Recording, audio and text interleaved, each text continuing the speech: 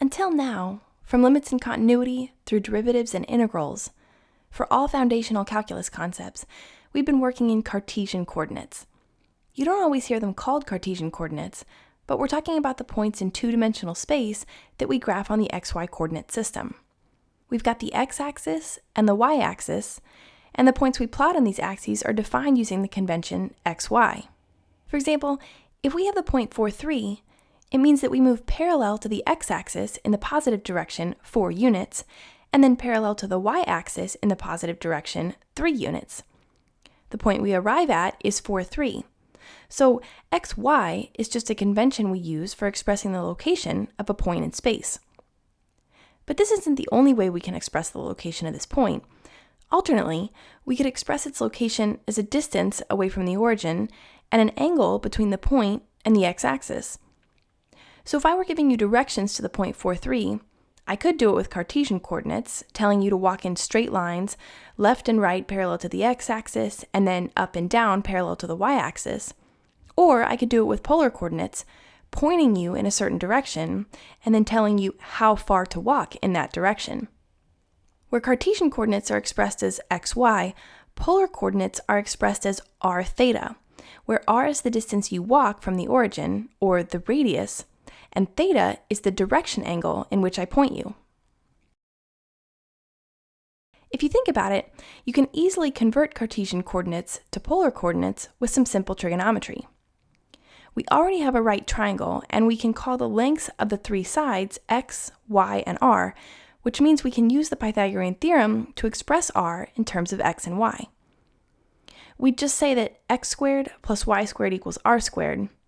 Then, given any Cartesian coordinate point, like our point 4, 3, we can use this conversion formula to solve for the r value in the corresponding polar coordinate point.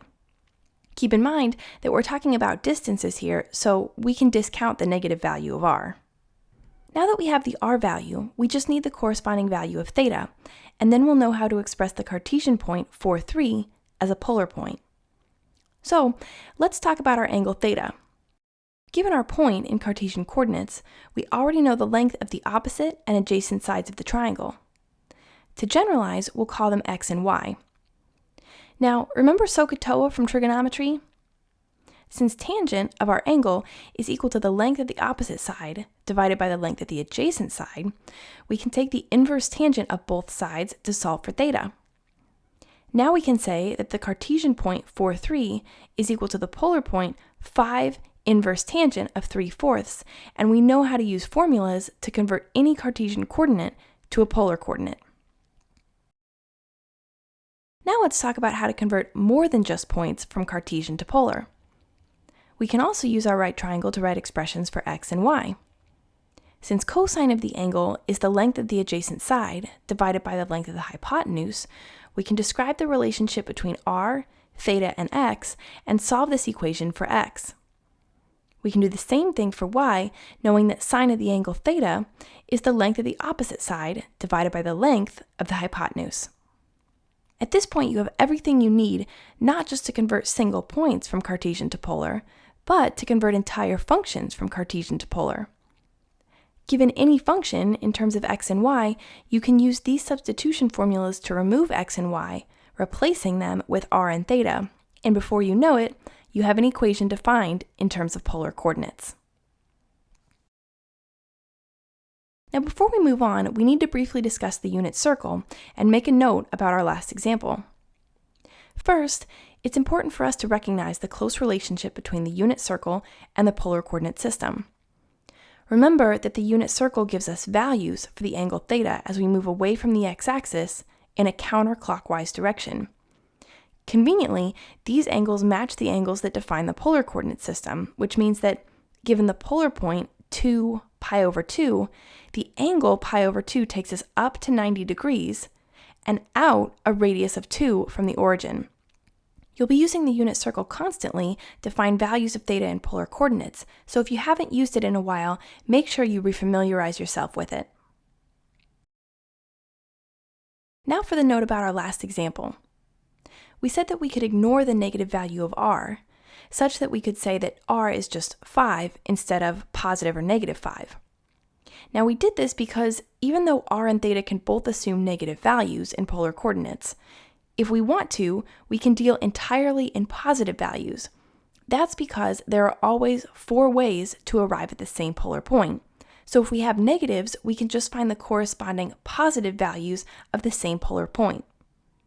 For example, if we want to plot the polar point 5 pi over 3, we already know that we find our pi over 3 angle and then move out a distance of 5 units from the origin. To plot the same point, we could instead find the angle 4 pi over 3 and move out in the opposite direction a distance of -5 from the origin. Or we can move clockwise instead of counterclockwise to find theta, in which case our angle could be -5 pi over 3, and we'll move out from the origin a distance of 5. Or, moving in the clockwise negative theta direction again, we can take an angle of -2 pi over 3 and move out a distance of -5 from the origin. Which means that the 4 polar points we've listed here are all the same point in space, and given the point -5, -2 pi over 3, we could decide we'd rather not deal with negative signs and instead call this point 5 pi over 3. Now you might be wondering, why would you want to use polar coordinates when Cartesian coordinates were working so well for you? Well, there are lots of functions that are much easier to express in polar coordinates than in Cartesian coordinates. For example, think about the equation of a circle as you know it today. The equation of a circle with radius 2, described in terms of x and y, looks like this. But described in terms of polar coordinates, the equation of the exact same circle looks like this. And that's much better. So think about circles, spheres, and cylinders. These are all much easier to describe in polar coordinates than they are in Cartesian coordinates. So it's very convenient to understand polar coordinates and be able to work with them when you need to. To get started with calculus, or to help you review, download your free copy of my Calculus Essentials ebook, which walks you through the most important and fundamental topics from Calculus 1, 2, and 3.